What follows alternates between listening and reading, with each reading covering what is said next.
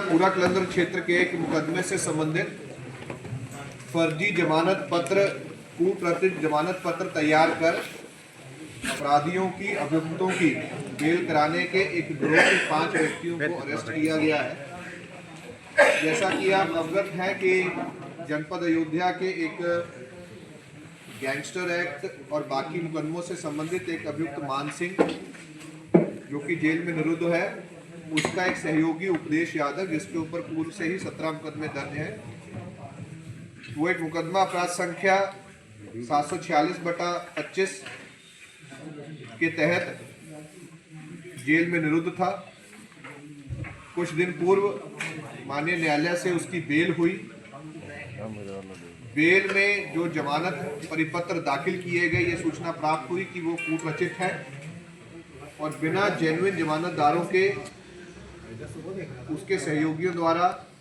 एक गिरोह के माध्यम से कूटरचना करके माननीय न्यायालय में फर्जी जमानत पत्र दाखिल करते हुए उसकी जमानत प्राप्त की गई। इस संबंध में सीओ अयोध्या से एक जांच कराई गई। ये जमानत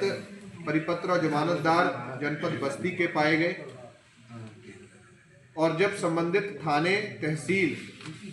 और संबंधित प्रधान जिनके द्वारा इसको तस्दीक किया जाना था प्रक्रिया के तहत उनसे इस संबंध में आख्या ली गई, बयान लिए गए, तो ये समझ में आया कि जमानत परिपत्र कभी भी संबंधित थाने और तहसील या संबंधित प्रधान जी के पास तस्दीक होने के लिए गए ही नहीं। माननीय न्यायालय से किसी के द्वारा इसको प्राप्त कर कूटरचित ढंग से इसको अपने पास से ही संबंधित थाना प्रभारी, तहसीलदार और प्रधान जी की मोहर लगा करके उस पर सिग्नेचर करके और फर्जी परिपत्र तैयार करके माननीय न्यायालय में प्रस्तुत किए गए, जिससे कि उसकी बेल हुई। इस संबंध में एक थाना पूरा कलंदर पर एक अभियोग पंजीकृत किया गया 7/26,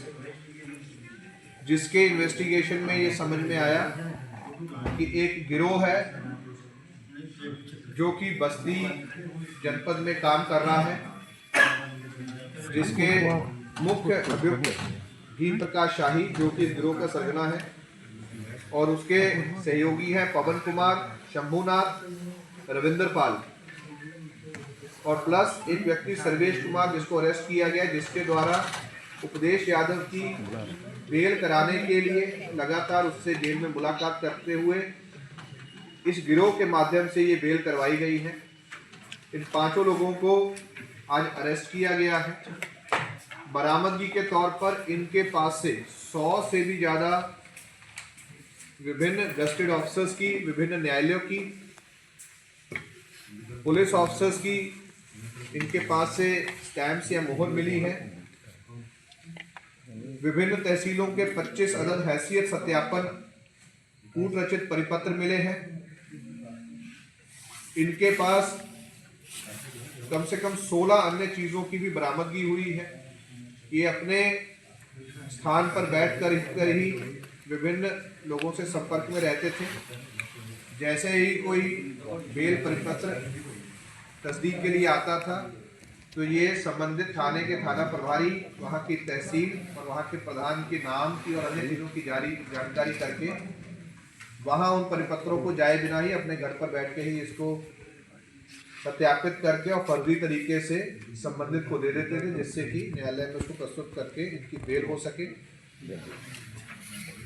इनकी अरेस्टिंग के साथ साथ जो भी परिपत्र इनके पास से मिले हैं, जिस भी मुकदमे से वो संबंधित हैं और जहाँ जहाँ वो मुकदमे दर्ज हुए हैं, एक रिपोर्ट वहाँ के थाना प्रभारी या वहाँ के अधिकारियों जो कि जनपद अयोध्या के अन्य जनपदों के उनको भेजी जा रही है, ताकि अन्य मुकदमों में भी अगर फर्जी जमानत परिपत्र यूज़ हुए हैं तो उस संबंध में भी जांच करके विधिक कार्रवाई की जाए। इस संबंध में एक रिपोर्ट माननीय न्यायालय को भी प्रेषित की जा रही है, जिसमें इस पूरे घटनाक्रम को और इस गिरोह के द्वारा जिस तरह से काम किया जा रहा था उसके बारे में तफसील से बताया जा रहा है। इस प्रक्रिया में कैसे आगे सुधार हो ताकि इस तरह की फर्जी जमानत परिपत्र प्रस्तुत करके कोई भी अभियुक्त, कोई भी अपराधी बेल ना ले सके, इस संबंध में भी कैसे आगे बढ़ना है और इस गिरोह में और कौन कौन लोग शामिल हैं, फाइनेंशियल ट्रांजैक्शंस क्या हैं और कौन कौन लोग इनको सहयोग करके इस तरह का एक पूरा गिरोह चला रहे हैं, क्योंकि इनका संरक्षण है। इस सब चीज़ों में जानकारी करने के लिए एसपी सिटी और एसपी आरए साहब को अपने अपने क्षेत्र में सभी थाना प्रभारियों से एक विस्तृत रिपोर्ट लेने की भी निर्देश दिए गए हैं। इस पूरे खुलासे में स्थानीय जनपदीय पुलिस, थाने की पुलिस, हमारे सीओ अयोध्या, एसपी सिटी, विशेष रूप से एसओजी की टीम, हमारे एएसपी साहब, एसपी आरए साहब, सभी का बहुमूल्य योगदान रहा है। इस घटनाक्रम के खुलासे में प्रोत्साहन के तौर पर उच्च अधिकारियों द्वारा पूरी टीम को 1 लाख रुपए का नगद पुरस्कार घोषित किया है। सर, जिस तरीके से बिल के लिए संबंधित थाने को भेजा जाता है, तो क्या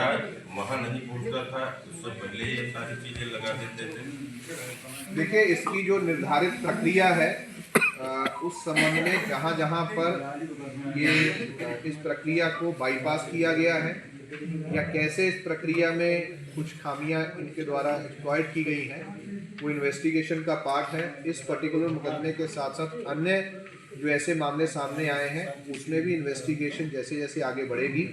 जैसे जैसे प्रमाणिक साक्ष्य हमारे पास आएंगे तो उस और भी इन्वेस्टिगेशन को ले जाएंगे। 100 से ज़्यादा फर्जी होने की है, तो क्या एक भी सही था या सारे? देखिए, जो जिस मुकदमे में इस संबंध में इनकी गिरफ्तारी हुई है उसमें ये प्रमाणित हो गया है कि ये बिल्कुल फर्जी रूप से इनके द्वारा किया गया है। बाकी जो मामले संज्ञान में आए हैं, क्योंकि वो कई थानों से संबंधित हैं, कई ऑफिस से संबंधित हैं, अन्य जनपदों से भी संबंधित हैं। जो प्रथम दृष्टिया समझ आ रहा है इनका मोडस ऑपरेंडी इनके द्वारा फर्जी ही बनाया गया है, परंतु इन्वेस्टिगेशन में हर चीज़ को प्रमाणित करके ही उसको यूज़ किया जाता है। तो संबंधित कार्यालयों से, थानों से या अधिकारियों से इसको प्रमाणित करते हुए इन्वेस्टिगेशन में शामिल। सर, जितनी सारी मोहरें बनी हैं सर, इनको कैसे सूचित करा जाएगा कि उनको उन तक जानकारी पहुंच जाए? देखिए, जिसकी भी मोहर बनी हुई है, जो भी मोहर बनी हुई है, संबंधित कार्यालयों को इस बारे में इन्फॉर्म किया जाएगा।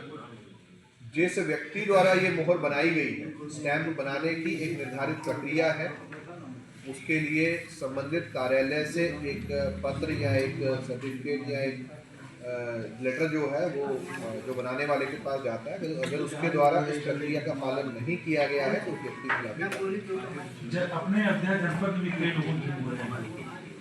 देखिए, जिस कार्यालय की मोहर बनाई गई है, जिस अधिकारी की मोहर बनाई गई है, उन सबको इस बारे में इन्फॉर्म किया जाएगा ताकि वो भी आगे से सतर्क रहें और इस तरह की अगर मोहर की यूज हो रही है तो जो भी विधिक कार्रवाई इसमें न्याय संगत है उसमें भी वो लोग सही।